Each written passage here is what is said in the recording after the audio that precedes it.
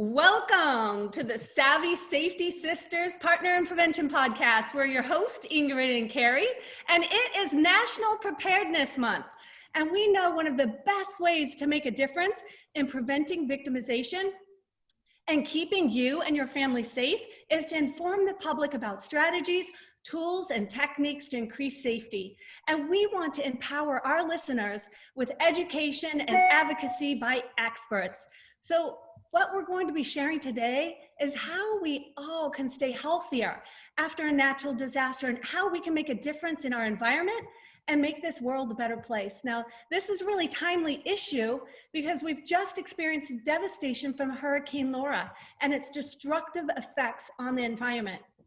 And so as a safety advocate, we want to support natural disaster victims so they have tools that they can take control of a devastating situation and make it better and safer for the ones that they love. So now, having said that, after Hurricane Laura, I kept thinking of a statement that I read from an environmental expert.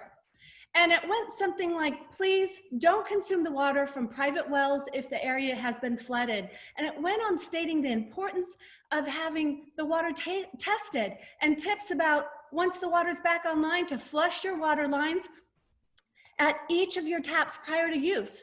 Now, this is critical information that we need our listeners to hear, that after a disaster hits like a hurricane, the importance of understanding the facts around water safety consumption is critical. Right, Ingrid? That's right. That's right. And we're so grateful to have Tina Peters with us. She is a passionate, hardworking business owner and president of Mallard Inc, who has expert knowledge and focuses on environmental due diligence, environmental risk, and so much more. And she has worked for the Florida Department of Environmental Protection since its inception with the municipalities, the state agencies, and private property owners. She has over 30 years of experience in environmental and groundwater industry. She is a licensed Florida well driller, a state of Mississippi licensed driller, a certified environmental inspector, and a certified environmental manager, a certified environmental specialist, and a certified environmental consultant. She has a lot of certifications, and the last one is a certified remediation specialist. So she knows what she's talking about. 30 years is a lifetime. And Tina is also certified in stormwater and erosion control, ground and surface water sampling collection, monitoring, well installation, evacuation, and trenching. And this is all covered under OSHA. Wow. Thank you so much for joining us today. Very long introduction. Hi, ladies. How are you? Yeah, I apologize. Thank you so much, Tina, for joining us today. And so it's my pleasure. Yeah, and so Tina, can you share your story with our listeners about how you got involved in the environmental protection? And also, as we think about natural disasters, can you explain what is environmental due diligence to our listeners? Well, honestly, I think I got involved from the day I was born because my heritage is agriculture. So my family they farm. I believe that a farmer is a true steward of the land, where we have to take care of the soil and the water because of the food, the crops, the animals that we take care of. And I've always had a passion for the environment. I went to work for the county after I finished school, where I fell under public works and somehow ended up with the landfill stuff and stormwater and underground tanks. And my passion just grew and grew and grew. Worked with a private consulting firm for 4 years. And then myself and another lady started Mallard in 1996. And, it's been up and down because of the politics, but I still have a thirst for knowledge and enjoy sharing and helping people today. Wow, that's amazing. Really, just amazing. We've purposely kept our prices low because there's a lot of people out there, you know, I started this company out of passion and to help people in my community, the farmers, the local businesses, the mom and pops. And honestly, those have been my most rewarding clients and still are till this day. It's walking away, repairing a water well, or fixing, cleaning up a contaminated mom and pop service station, like the old timey ones that you used to see years ago. Cleaning those properties up, the value that you get knowing that you have salvaged that and the water is drinkable is the most rewarding thing for me. As we think about natural disasters, what is environmental due diligence? Environmental due diligence actually covers a lot. It can cover everything from our ecosystem, like, for example, Hurricane Laura. Louisiana is very well known with their ducks and alligators, their wildlife. That has been affected because of Hurricane Laura. Environmental due diligence is also such as the chemical plant that had a mishap and was on fire. It can be the rupture of a gas line, a natural gas line, a petroleum gas line. It can be a sewer line. Any of those things are environmental risk when you have a natural disaster. People, I've seen for years, people that will walk in flood water after all heavy rain and the hurricanes, tornadoes pass. There's automatically going to be stuff coming up out of the storm drains, a lot of it's sewage. When you get a hurricane like Laura, you've got sewer plants, they can't contain it. They're gonna spill over. And you've got that raw sewage that's mixed in with the water, which contains bacteria because it's untreated. Unfortunately, and I hate to bring it up, but with COVID this year, the primary way that groundwater can become contaminated with COVID is in the sewage because of human waste. That's the way we dispose of it. With this drinking water, you know, with the water, that's the first thing that hit my mind with Laura. I wanted people to stay out of the water, not to drink the water because of the bacteria that's automatically in the environment. Right. And that can cause a lot of health risk, if not death, depending upon what it is. With the Hurricane Laura, since it was so devastating to so many communities, what would you say are some of the top environmental risks when it comes to disasters, like that type of hurricane and water consumption?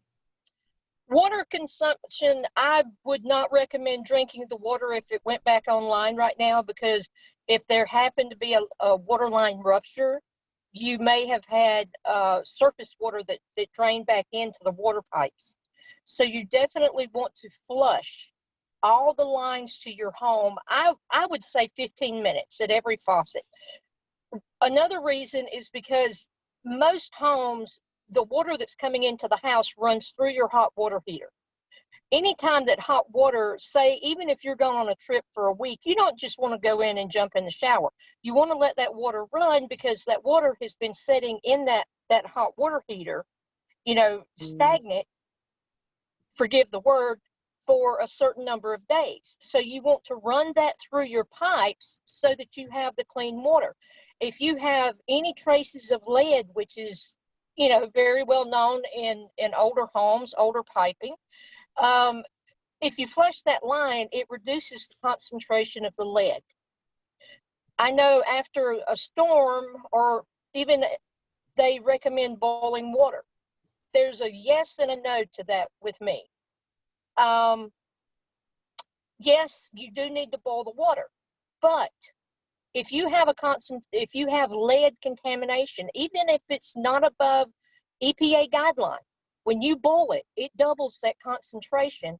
And that's something, unfortunately, that the local governments, and forgive me, but maybe even the federal government, is not putting out there. That's something that we need to make people more aware of.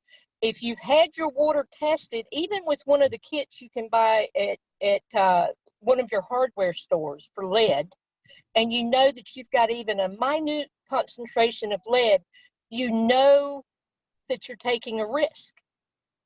Why would the government not tell us that? If you know that you've been doing this a really long time, is it because they feel it's negligible, or I just don't understand that? I can't really speak for government. I think part of it is an oversight, to be honest with you, because I know some people that have worked in the environmental area of government for years, and they are still very passionate, caring people. You also have, I mean, I'm an older generation now. When when you think about it, over 30 years in this, I've watched a lot of people retire.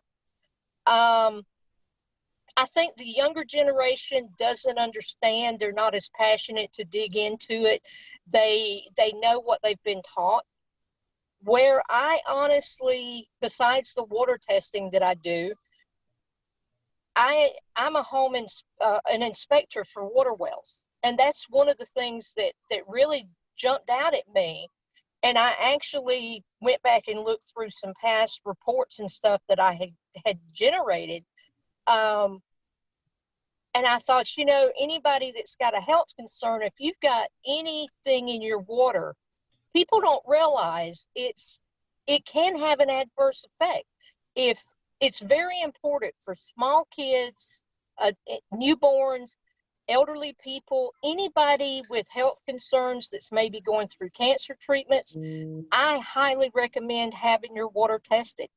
Because if the water's treated with chemicals, if you've got high fluoride, you know, something like that, you want to put a filter on it to reduce that. You want as pure and clean water as you can for your body. Yeah, absolutely.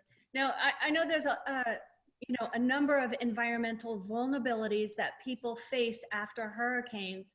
And the terrible news with Hurricane Laura was there were more deaths that were caused by the improper use of portable generators than the storm itself. And an official warned that the risk of carbon monoxide poisoning persists as thousands of households in Louisiana remain without power.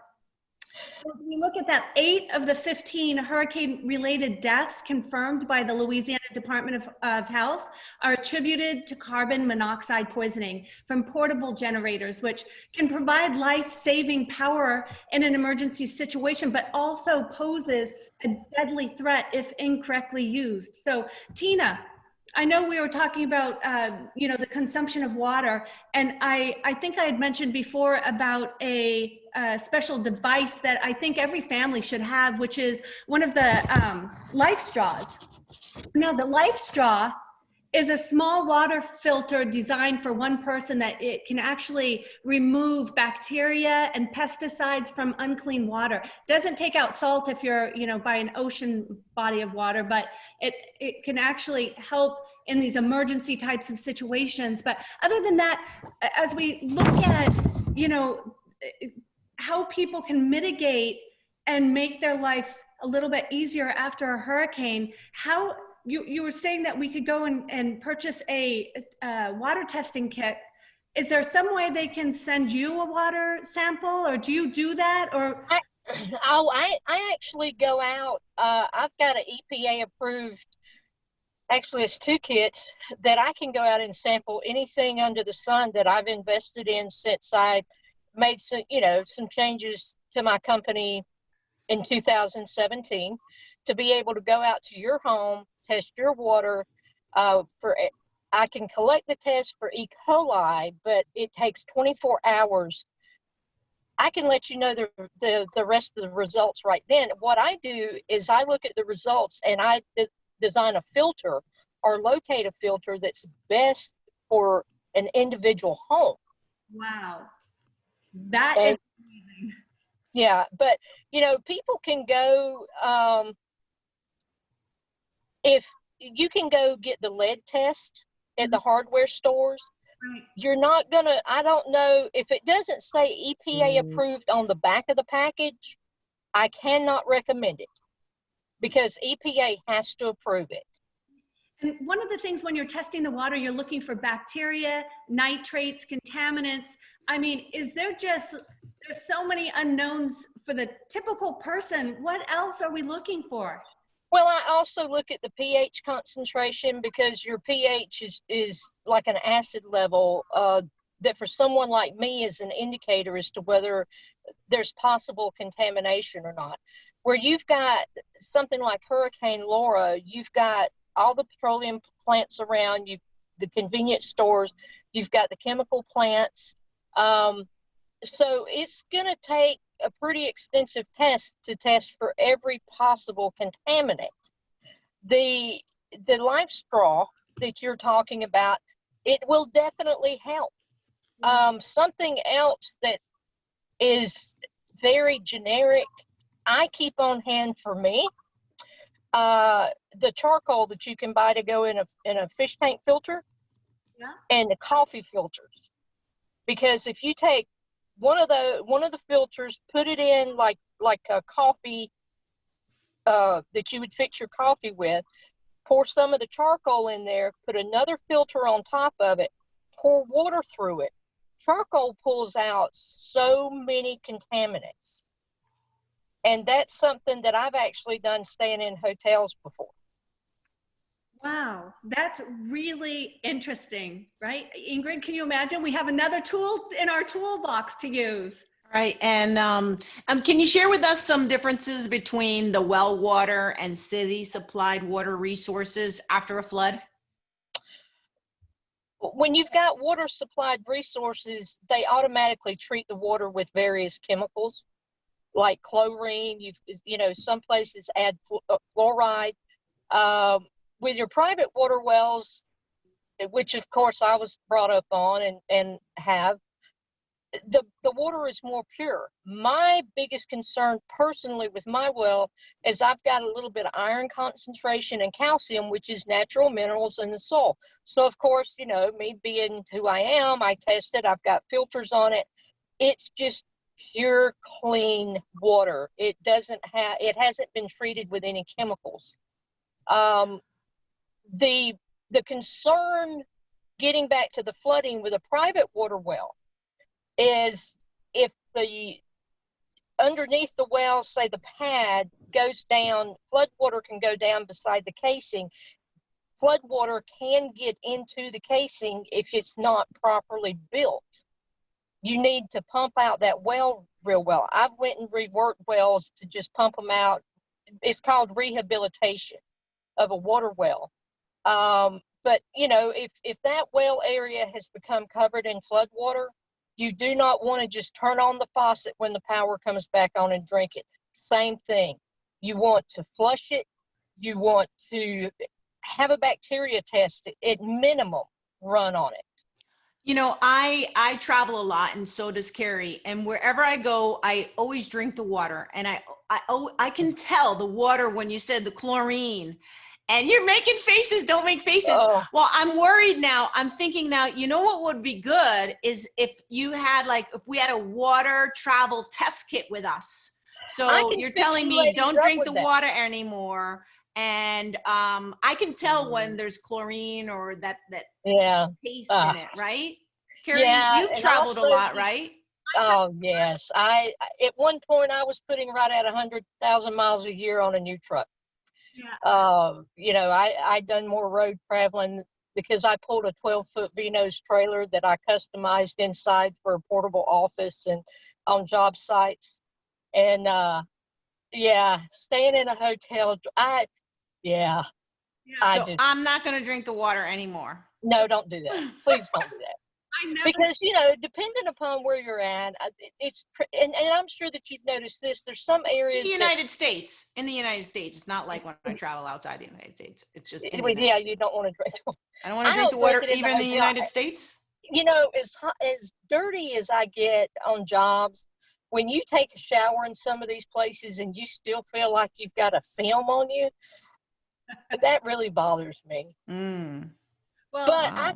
I can hook you ladies up. Actually, it would be a good experiment with little test kits that you can throw in your bags. You know, if you want to kind of keep track of it and where you're at, and us get together later on and compare some notes. Um, I can even send you some charcoal and filter things, and you know, these are just things that I've learned over the years that a lot of companies, they want to charge big money for putting this inline filter on your house. Matter of fact, I've got to go to a lady tomorrow that inherited her family's home that built a garage around the water well. huh, that doesn't sound good. Well, it's okay, I think. But she's having a little bit of problem with the well, but it's because it's so old. And I was giving her, she was talking about in her toilet, the ring around it, and I told her about the Clorox tabs and, you know, the different toilet bowl tablets. But, you know, I walked in, tested the water, and said, I can either order this for you, or this is one you can actually buy at a local hardware store if you have a problem installing it, and walked out the door. You know, because I was brought up with very strong values. Treat people like you would want to be treated. And I still carry that through till today. You know, if even with you ladies keeping you safer, brushing your teeth, you know, the experiment of it, I'm happy to fix up the kids. We appreciate that. We will definitely get together and do that. I find that as long as I understand the water safety in the area that I'm living, for instance, up in Massachusetts, we have one of the towns that has very good safe water. And yet when I'm down here in North Carolina, I will not drink our water here. I always have bottled. And of course, during all of our travels overseas, there was so many different elements in the water that we would never even brush our teeth with any water, and avoid getting mouth during showers. So one of my questions to you is this. It's interesting when we talk about bottled water, because that's what we drink whenever we go to hotels, because I won't drink the water in hotels, but where does the bottled water come from? So sometimes people say you're only as good as the company that's actually making the water. That's correct. From the same source that you're getting out of your tap. Well, No, that's not going to be. some are, honestly, it's been proven that some are and some aren't. If you always look on the back of the bottle for spring water, you know, I'm very proud. Living in Florida, we've got natural springs that in my opinion, our springs produce the best water in the United States. It's the most pure. It's actually got some minerals in it that you can't find in other springs throughout the United States. But there are some companies that has taken tap water and it goes through a process that they're selling as bottled water. And I feel that that is manipulation of the public, and it should not be allowed. I agree. And one of the safety tips that Ingrid and I have talked about before on our Teach, Reach, and Empower program was one of the scams that was happening worldwide, where people would sell bottles of water in different tourist sites. And what the kids were doing was taking old bottles and literally filling it up with their tap water and selling it to unsuspecting tourists. So you always had to make sure that when you opened the bottle, it made the sound that it was completely sealed. But now I have another question for you about beach water after a hurricane. So I always like to check the environmental quality websites to find out about beach water, and the Environmental Protection Agency does a really good job. In North Carolina, I think over our past year, they had over 6,000 water samples on the coast last year. And I think there was 46 swimming advisories, which usually lasted about a day.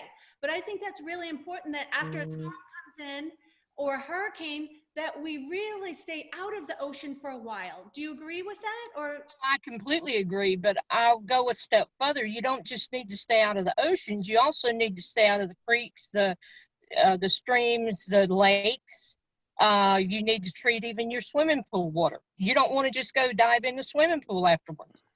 Even though most of the swimming pools are chlorine or salt water treated, you still want to test it and make sure that it's the right pH and everything that it's supposed to be. It's funny you brought that up about the beach, because Florida had a situation last year where we had a bacteria infection that people were getting at the beach. I personally don't think if you look at Florida, we've got beach all the way around. I personally don't think enough samples are done. Over in Louisiana, Mississippi, God bless those people.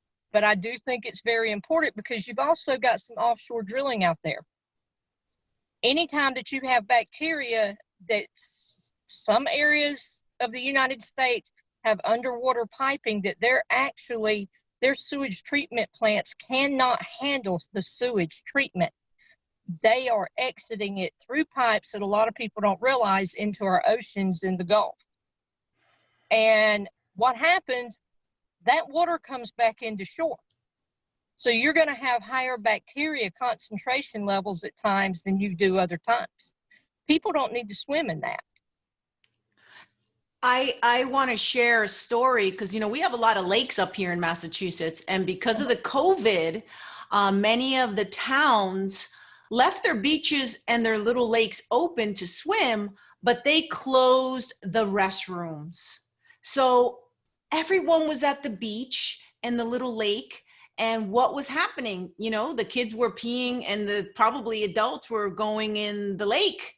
Right. And it was just awful.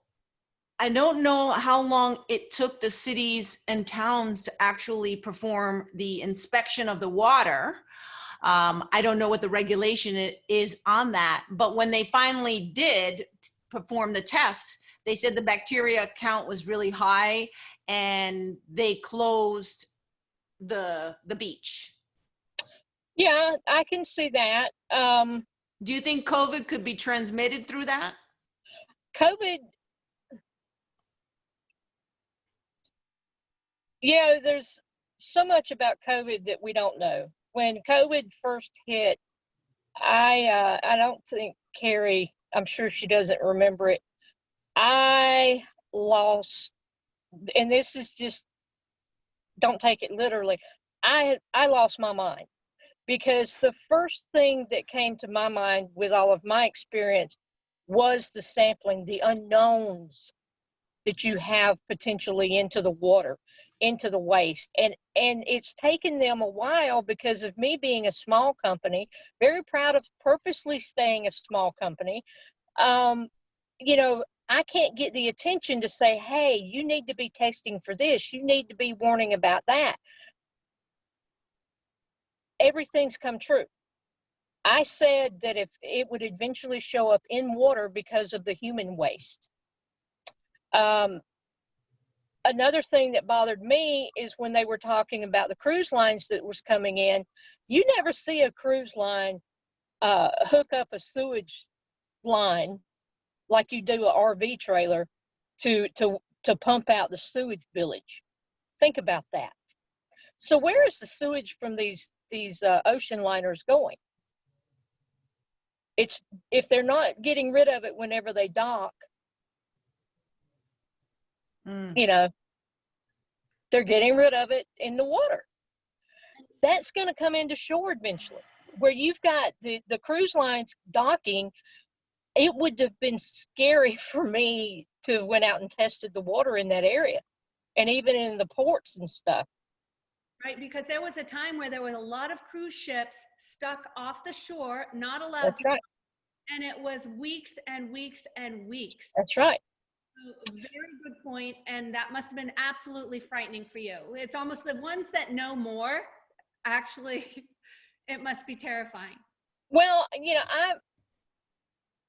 I came out publicly with the fact that I was very upset that all of our first responders, not just in Florida, throughout the United States, did not have safety glasses, gloves, and a mask as a part of their daily gear bag.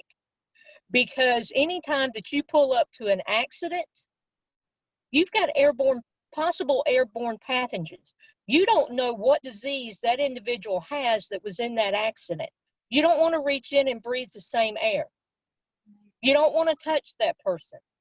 And to find out that our first responders didn't have that just really infuriated me, and it put a lot of fear for me for our first responders and their families. When it comes to the waste, I don't think enough study has been done on the groundwater, on water since COVID started.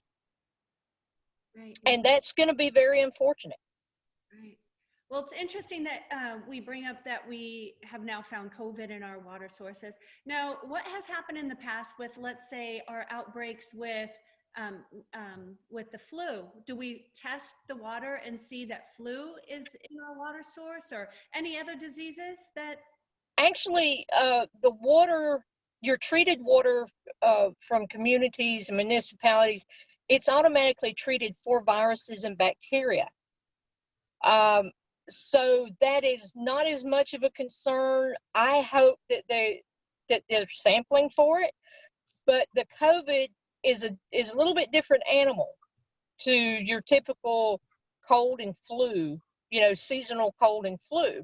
There's so much unknowns about it that I don't understand why there hasn't been a call to do more sampling. And I think that there should be. I will be interested to see if they're sampling the water over in Louisiana. I know someone said that their air monitors were apparently not working to be able to monitor the air. And I'm thinking, well, I've got a portable air monitor,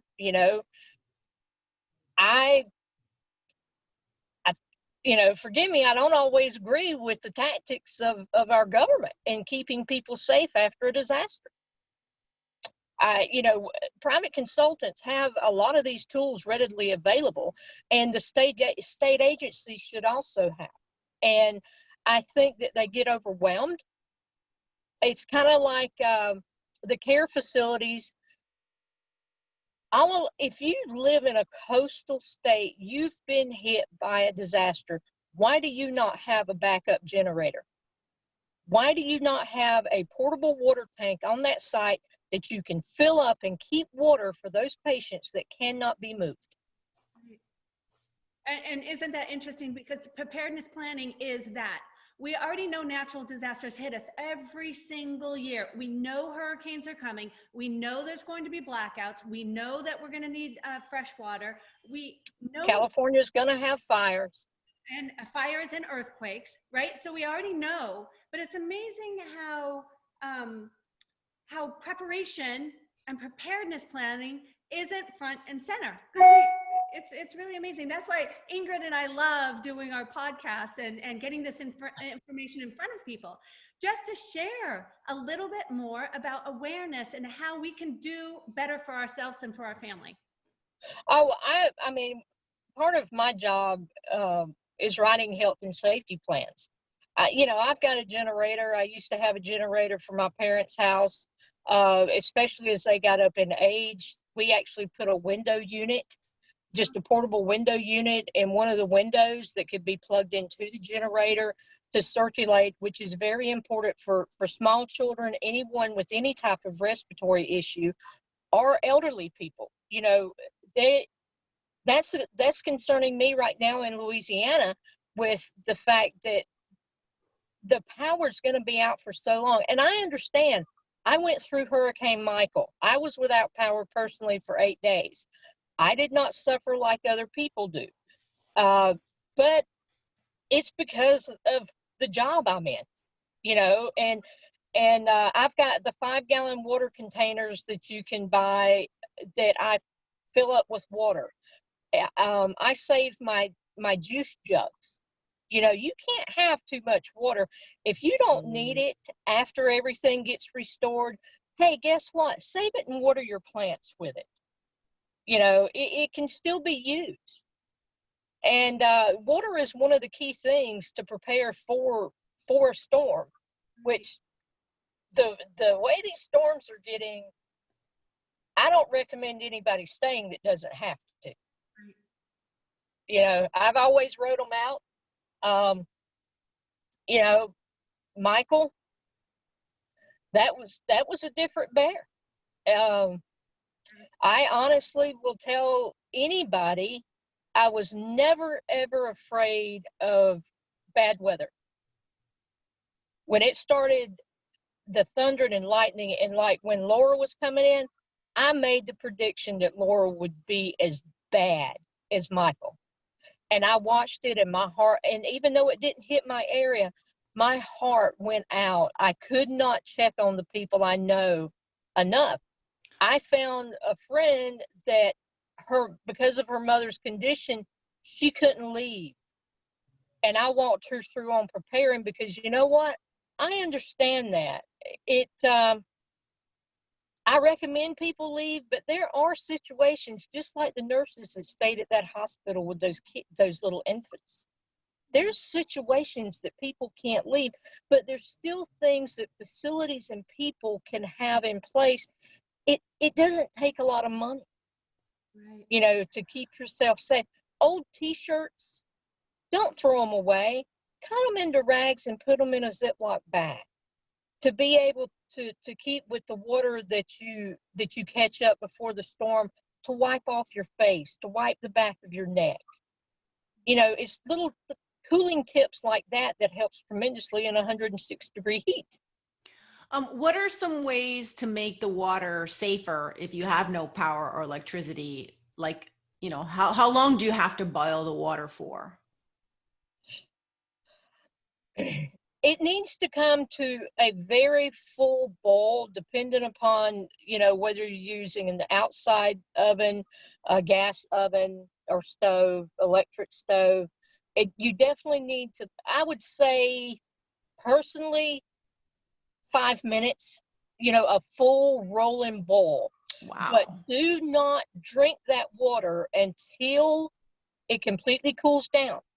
Because if there are any possible contaminants in it, like heavy iron, lead, let it get cold basically before you drink it, because hopefully that will reduce some of that back out. Wow. That's amazing. So One of the things that I keep a lot of is just rubbing alcohol. It's good for bug bites, but it's also good to mix with water to make your own hand sanitizer. great. And I keep a lot of that on hand. You know, you've got the decontamination tablets that you can buy to put in water that works real well. So quick question. What was the most shocking thing that you have uncovered in your work?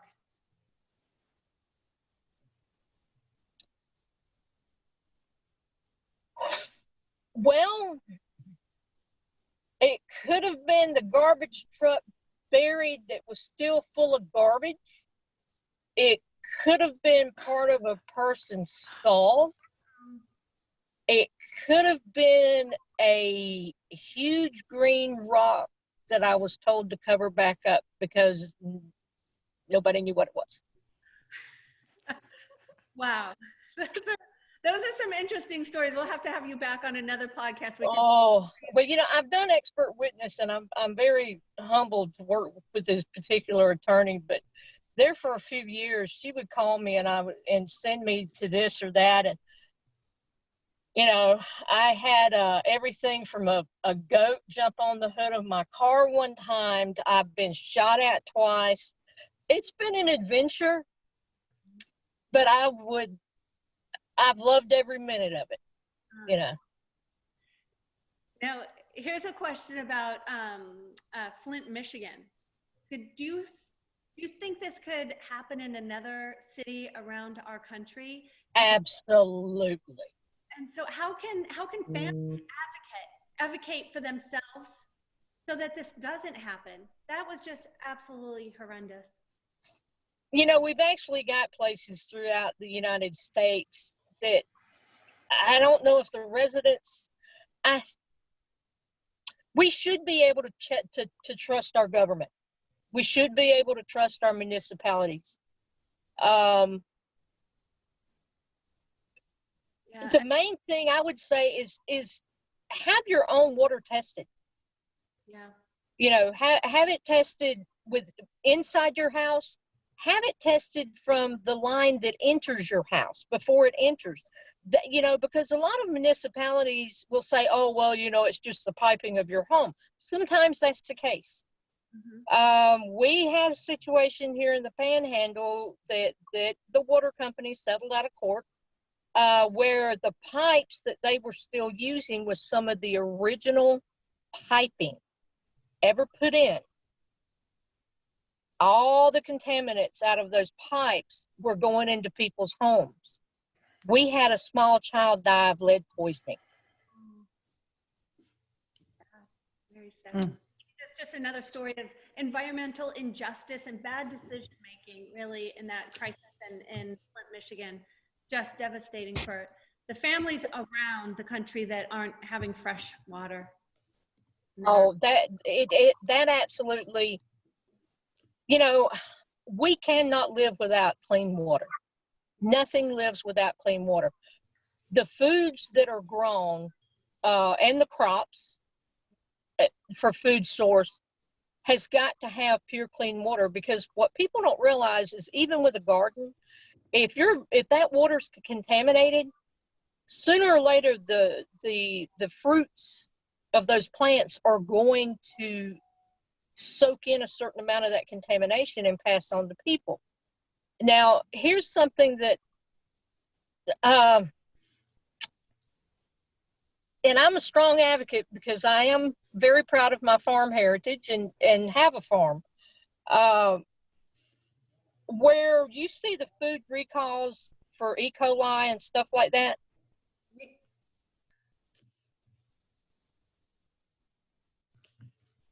Oh no.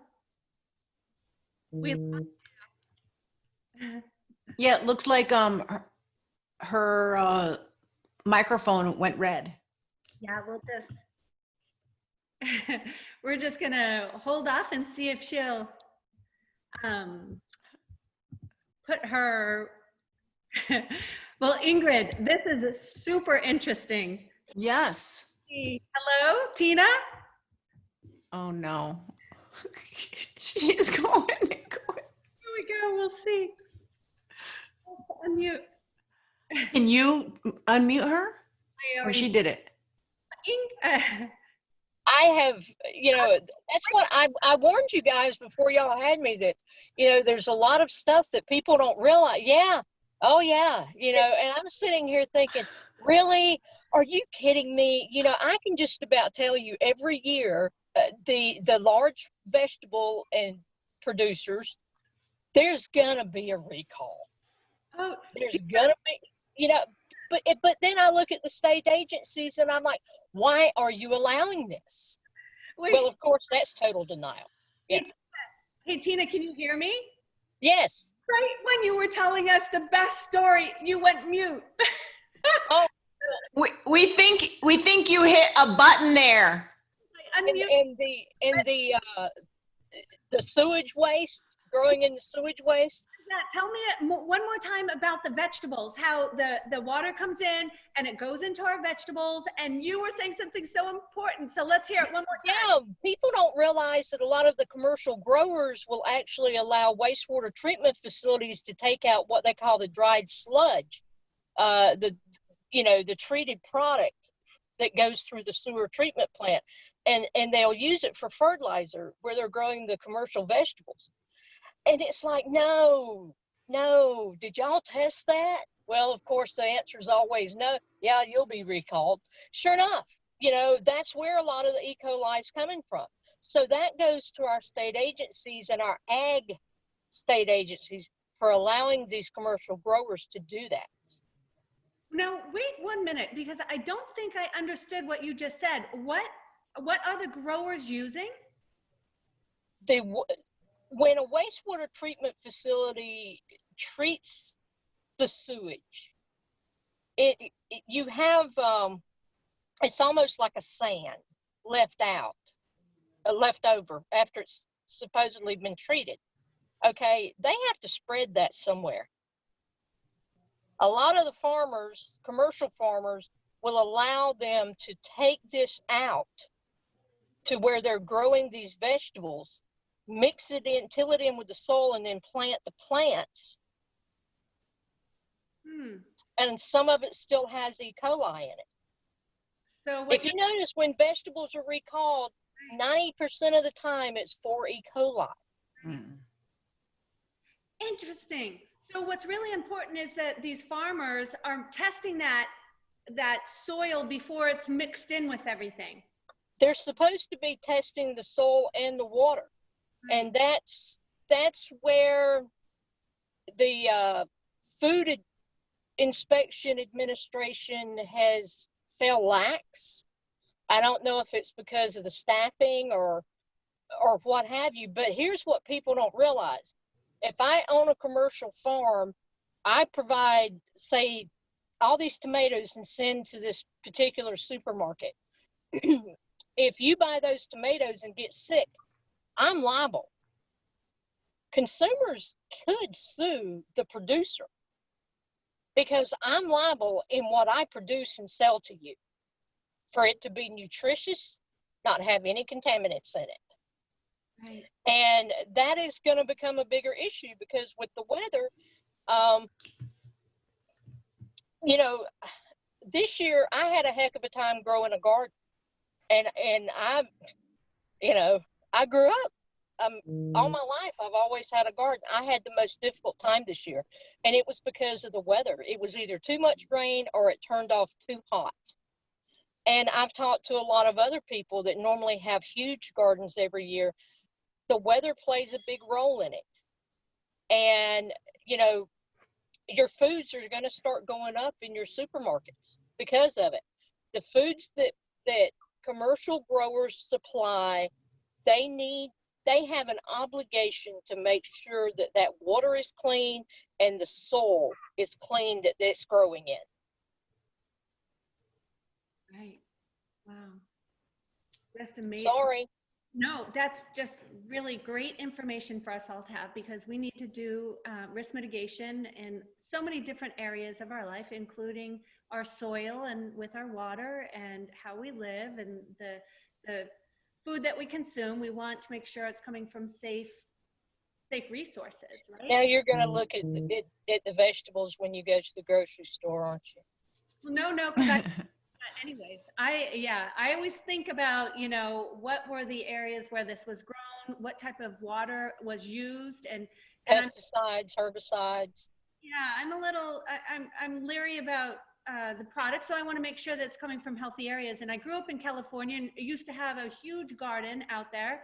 I've always gardened growing up, and so, you know, it's when you eat from your own garden and you know your soil and you know the water you're putting in it, I think you appreciate what you're purchasing at stores, you know, once you go through that process, right?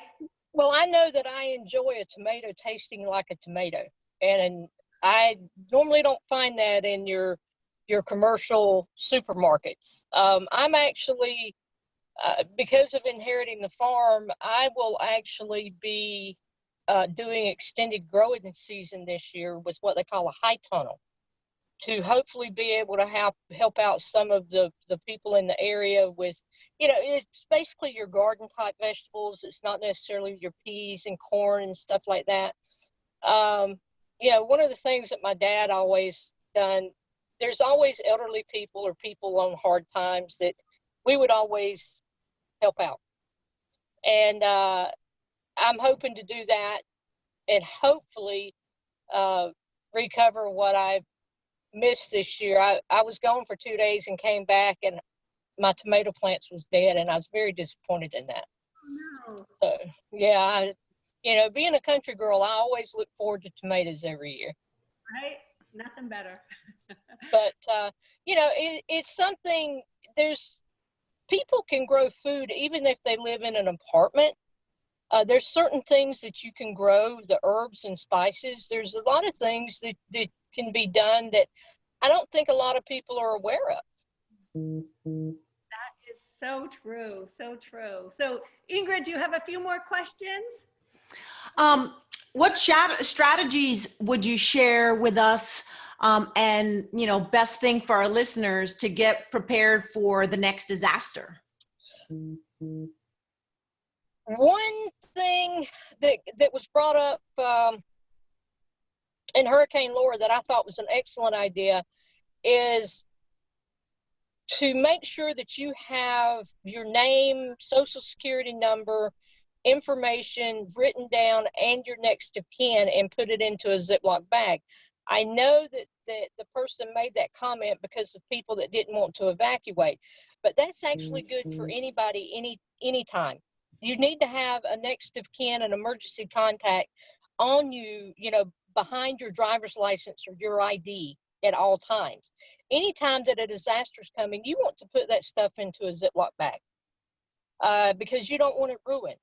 I've got my insurance papers, imported company papers and everything in a sealed container, but in case that container comes open, all of that is in Ziploc bags, and then some of it is in doubled Ziploc bags to help keep it safe, because there's certain paperwork you will need after that storm. I also recommend the containers to catch up water for around the home, to flush the toilet, to wipe off your face. Not saying you necessarily want to drink it, especially if it's treated water. People have different opinions about it, but to wipe off your face, to try to keep good hygiene during the storm while the power's out. And one of the best ways is to keep alcohol on hand, mix it with a little bit of water, and then just use rags, or paper towels. Since paper towels and toilet tissue and stuff like that is hard to come by with COVID, you want to keep a supply of that. Put it in Ziploc bags so it doesn't get wet. Yeah, because the last, people are already doing without. You want to make sure that you have your medications and your necessities that you can slip into a waterproof, like Ziploc bags or a sealable bags, because you definitely don't want to go without your medication. If you've got pets, if you've got infants, make sure you've got formula, diapers, wipes. Have that on hand. Always have it on hand. But during hurricane season, I know in the Midwest they have Tornado Alley and stuff. Even like in California, this even goes for people up north that have to battle the snow and possibly outage during blizzards and stuff. This is a yearly event. This is not a one-time event. Have it on hand. Once the disaster passes, fold the bag it was in, put it in a safe place. Right. But when that comes up, you always want to have extra. That's right. So that's what we call our jump bag, right? My jump bag. Which one of my jump bags? Because, I've got 2 labs, which now are senior labs. So, of course, I've got a little duffel bag for their milk bones and their food and their water containers. And they've never drinking treated water. So Yeah. I've got them. And now that they're seniors. Now, I would like our listeners to know exactly where they can find out more information about you and your services and what you offer. So where can our listeners find you? They can go online to mallard-inc.com. I'm also on Twitter. I've got an Instagram account. But if they'll go on there, they can reach out to me at any time. If you're on Twitter or Instagram, you can send me a DM. And, it doesn't matter where in the United States that someone is. I am always happy to take time to answer a question, to try to help point people in the right direction about tips and everything. The only stupid question is one that someone doesn't ask. I love that. I love that. Well, Tina, we want to thank you for taking the time to talk with us. And we're so grateful for the in-depth knowledge that you shared with us today. And to our listeners, for week 1 of National Preparedness Month, we want you to make a communication plan. We want to make sure that you talk to your friends and family about how you'll communicate before, during, and after a disaster. And we will be back for another episode to increase public awareness and to reduce the dangers faced by citizens in their daily life, whether traveling around the world or around the corner. Right, Ingrid? That's right. So Thanks, ladies, for having me. so please don't forget to click and follow that button and subscribe. And we will see you next time on the Savvy Safety Sisters. Let's see.